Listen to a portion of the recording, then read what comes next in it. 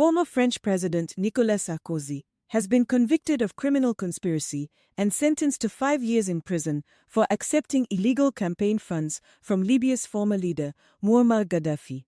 The verdict was delivered in Paris on September 25, 2025.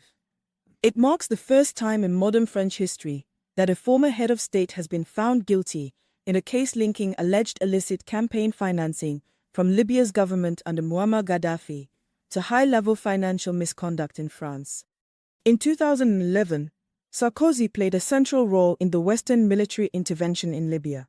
France became the first country to recognize the Libyan opposition, helping spearhead a NATO-led coalition that launched airstrikes under the justification of protecting civilians. At the time, Sarkozy described the mission as a defense of democratic values and publicly welcomed Gaddafi's downfall as a success for freedom. Years later, French investigators opened an inquiry into claims that Gaddafi's administration had secretly financed Sarkozy's 2007 presidential campaign. According to court documents, prosecutors traced several million euros allegedly transferred through Libyan intermediaries and French associates.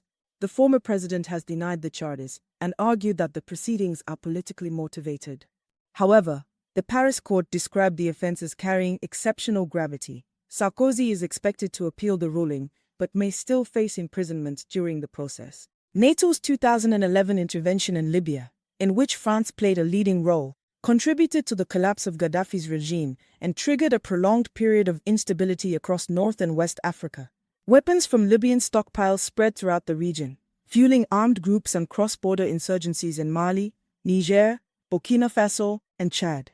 In response, France launched new military operations: Operation Serval in 2013 in Mali and Operation Barkhane in 2014, which expanded to cover Mali, Niger, Burkina Faso, Chad, and Mauritania, aimed at countering armed groups across the Sahel region. Both missions ended after the military governments of Mali, Niger, and Burkina Faso formally requested French troop withdrawals, citing persistent violence, dissatisfaction with outcomes, and rising anti-French sentiment within their societies. Sarkozy's conviction coincides with France's ongoing reassessment of its political posture in Africa, amid growing debate over the long-term impact of the 2011 intervention in Libya and its military interventions across the region.